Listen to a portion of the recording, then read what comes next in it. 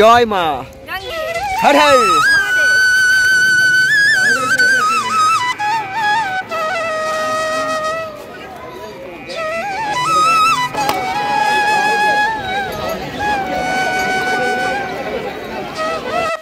সব তীর্থ বারবার, গঙ্গাসাগর একবার, আর আজ আমরা চলে এসেছি সেই গঙ্গা স্নানে। এখানে মন্দিরের গর্ভগৃহে তোমরা দেখতে পাবে যে কপিল মুনির মূর্তি রয়েছে, ভগীরথের মূর্তি, রাজা ভরতের মূর্তি। আমি এখন দাঁড়িয়ে আছি যে কপিল মুনির সেই আশ্রম, যে মন্দিরটা, সেই মন্দিরে আমার পেছনে দেখতে পাচ্ছ যে ভক্তরা, অগণিত ভক্তরা তারা ভিতরে ঢুকছে পুজো দেওয়ার জন্য।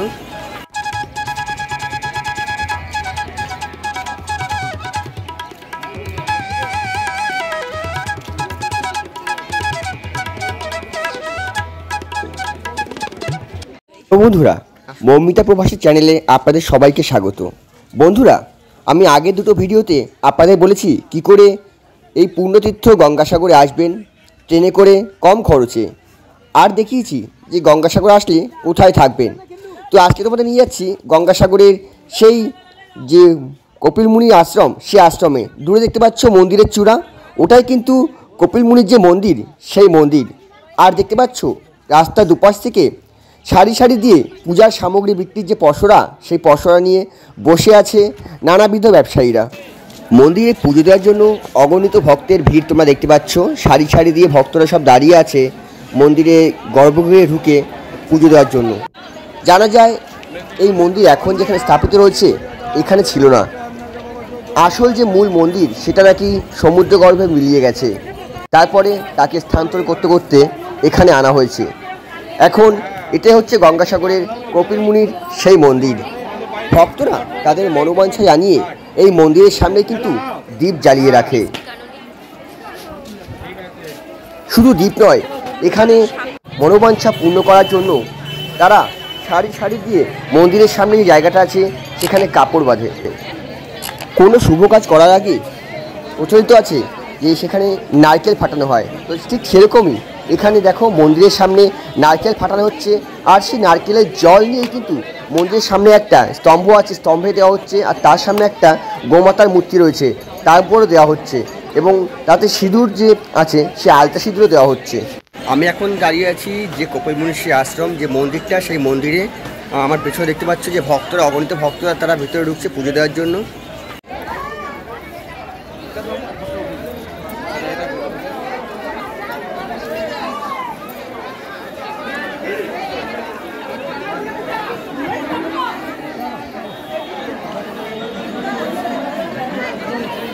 তো চলুন বন্ধুরা, এবার মন্দিরের গর্ভগৃহে যাওয়া যাক। এখানে কিন্তু রাম, ভগবান শ্রীকৃষ্ণ, মহেশ্বর, প্রায় সকল দেবদেবতারই মূর্তি এখানে রয়েছে। তবে বিশেষত এখানে কপিল মুনি, মা গঙ্গা, রাজা ভরত ও ভগীরথের পুজো করা হয়। সামনে রয়েছে সেই মূর্তি। দূরে দেখতে পাচ্ছ যে তিনটে মূর্তি রয়েছে, এর মধ্যে একটা মা গঙ্গার মূর্তি রয়েছে, কপিল মুনির মূর্তি রয়েছে, আর রয়েছে রাজা ভরতের মূর্তি। এই তিনজনকে নিয়ে কিন্তু এখানের গঙ্গাসাগরের যে পুজো, সেই পুজো হয়। মন্দিরের দিকে মুখ করে দাঁড়িয়ে মন্দিরের আপনার ডান দিকে দেখতে যে সারি সারি দিয়ে অনেকগুলো ঘর বানানো রয়েছে। এই ঘরে কিন্তু যারা নাগা সন্ন্যাসী, যারা হিমালয় থেকে আসে, দূর দূর দেশ, দূর দূরান্ত থেকে আসে, তারা এখানে আস্থানা গাড়ে। আর তারা ঠিক এই পৌষ মাসে এসেই এখানে আস্থানা গাড়ে, আর পৌষ মাস চলে গেলে আবার এখান থেকে চলে যায়।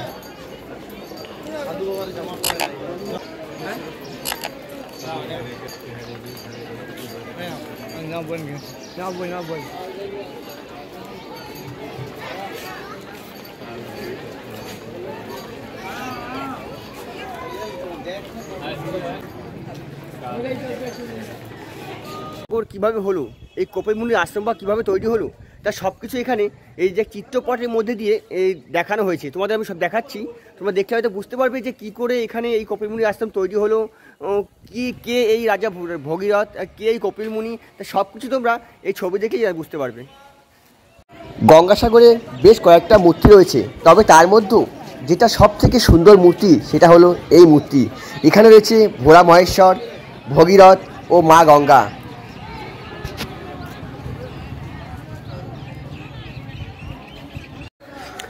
এখানে দেখতে পাচ্ছ কপিল মুনির যে পিতা রাজা মহর্ষি কদর্ম, তিনি কিন্তু বিষ্ণুর কাছে অনুরোধ করেন যে বিষ্ণুকে তার ছেলে হিসেবে চান, আর বিষ্ণুদেব কিন্তু সেই আশীর্বাদ দেন। আর বিষ্ণুদেব কিন্তু ভগবান যে বিষ্ণু, তিনি কিন্তু কপিল মুনি রূপে এই রাজা যে রাজা না, যে মহর্ষি কদর্মের ঘরে তিনি জন্মগ্রহণ করেন। তারপর এখানে দেখতে পাচ্ছ যে মহর্ষি কপিল মুনি তিনি ধ্যানরত অবস্থায় ছিলেন।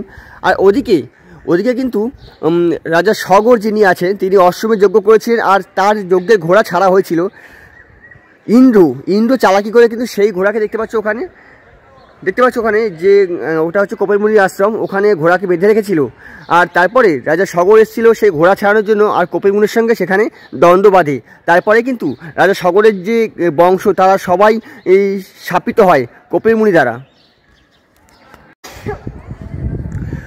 ওখানে দেখতে পাচ্ছ রাজা সাগরের পুরো বংশকে অভিশাপ দিয়েছে কপিল মুনি। তারপর দেখতে পাচ্ছ যে ভগীরথ কপিল মুনির কাছে অনুরোধ করেছে। কপিল মুনি তারপরে ভগীরথকে কপিল মুনি পাঠিয়েছে ব্রহ্মা বিষ্ণু মহেশ্বরের কাছে। আর সেখান থেকে যে মহেশ্বরের মাথা থেকে যে গঙ্গা, সেই গঙ্গা মহেশ্বর মাথায় জটায় গঙ্গা বেঁধে তাকে বলেছে এগিয়ে যেতে, আর তার পিছনে পিছনে মা গঙ্গা যাবে। সেইভাবেই কিন্তু এই গঙ্গাসাগরে এখানে এসেছে রাজা ভগীরথ। তিনি শঙ্খধ্বনি করতে করতে এই গঙ্গাসাগর পর্যন্ত আসেন, এবং মা গঙ্গা তার পিছনে পিছনে এখানে এসে সাগরে মিলিত হয়। আর এইভাবেই কিন্তু রাজা সাগরের যে বংশ, সেই বংশ শাপমুক্ত হয়। ইতিমধ্যে দেখতে পাচ্ছ যে মেলায় যে দোকান, সেই দোকানগুলো কিন্তু বসে গেছে এখানে।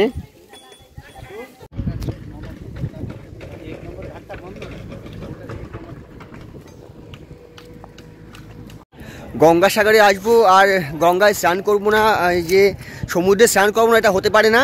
তো আমরা এখন চলেছি সাগরে স্নান করতে। দেখা যাক কতটা পুণ্য অর্জন হয় এই সাগরে স্নান করার পরে। তোমরা দেখতে পাচ্ছ যে গঙ্গাসাগরের যে সাগর, সেই সাগরের মধ্যে আমি এখন আছি। একটু পরে আমি স্নান করবো। আমার সঙ্গে কিন্তু এবছর মৌমিতা আছে। আগের বছর আমি এসেছিলাম, কিন্তু আগের বছর আমি স্নান করিনি, তবে এবছর আমি স্নান করেই যাব। এখন তবু দেখতে পাচ্ছ তোমরা যে পাড়ে কিন্তু মানুষ আগে মানে অনেকটা কম আছে, কিন্তু কয়েকদিন পরে কিন্তু এইখানেই কিন্তু মানুষের লক্ষ লক্ষ মানুষের ঢল নামবে এই পূর্ণ স্নানে। এই মকর সংক্রান্তিতে যে পূর্ণ স্নান হয়, সেই পূর্ণ স্নানতে কিন্তু লাখো মানুষের ঢল নামে এই গঙ্গাসাগরের এই সাগর তীরে। সাগরে জল কিন্তু পুরো হাঁটুর নিচে দেখতে পাচ্ছ এখানে। তো আমরা ডুব দেওয়ার জন্য যে জলটা খুঁজতে যাচ্ছি, যে কোথায় পুরোপুরি ডুব দেওয়া যাবে। সব তীর্থ বারবার, গঙ্গাসাগর একবার। আর আজ আমরা চলে এসেছি সেই গঙ্গা স্নানে। আমি আছি, সঙ্গে আজকে হচ্ছে মৌমিতা। আমি তো স্নান করে ফেলেছি, এবার মৌমিতা কিন্তু আজ গঙ্গাসাগরে স্নান করবে পূর্ণ অর্জনের আশায়। স্নান সেরে এই সাগরে স্নান সেরে এখন আমরা যাচ্ছি ওখানে আমাদের যে একটা চেয়ার ভাড়া করা হয়েছে, চেয়ারের ভাড়া নেবে 20 টাকা। আর একটা বস্তা দিয়ে ঘর বানিয়ে রেখেছে, সেখানে যারা মহিলারা আছে তারা ড্রেস চেঞ্জ করে। তো একজনের ড্রেস চেঞ্জ করতে লাগছে জনপ্রতি 20 টাকা, মানে চেয়ার ভাড়া 20 টাকা আর ড্রেস চেঞ্জ করতে 20 টাকা, মানে 40 টাকা আমাদের গেল গঙ্গা স্নান করার জন্য এক্সট্রা। দূর দূরান্ত থেকে বহু মানুষ আসছে, তবে বেশিরভাগ মানুষ কিন্তু আসছে যে নর্থ দিকটা, মানে উত্তরাখণ্ড, বিহার, এই দিক থেকে আসছে। আর তারা এসে কিন্তু এখানে ঘাট কাজ, মানে যারা পূর্বপুরুষ আছে তাদের জন্য পিণ্ড দান করছে, জল দান করছে এই সাগরের এই তীরে, এই যে গঙ্গাসাগরে এসে। তোমরা দেখতে পাচ্ছ এই যে সাগর, আর সাগরের পাশে দেখো খুঁটি পেতে খুঁটি পুরো পুঁতে দেওয়া হয়েছে, পায়ে বাঁধানোর কাজ চলছে।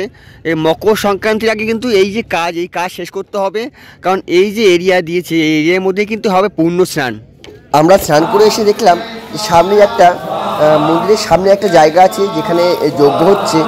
আর কিছু নন বেঙ্গলি, এনারা এসেছেন বিহার থেকে, তো এনারা এসে এখানে যজ্ঞ করছেন তাদের যে পরিবারের যে শান্তি, সেই শান্তির জন্য ওই শান্তি যজ্ঞ করছেন এখানে। তো বন্ধুরা, আজকের মতো আমি ভিডিওটা এখানেই শেষ করছি। যদি ভালো লাগে তাহলে বলবো লাইক করবেন, কমেন্ট করে মতামত জানাবেন, আর হ্যাঁ, সাবস্ক্রাইব করে পাশে থাকবেন। আপনারা পাশে থাকলে কিন্তু আমি নতুন নতুন ভিডিও বানানোর অনুপ্রেরণা পাই। দেখা হচ্ছে পরের ভিডিওতে। ধন্যবাদ।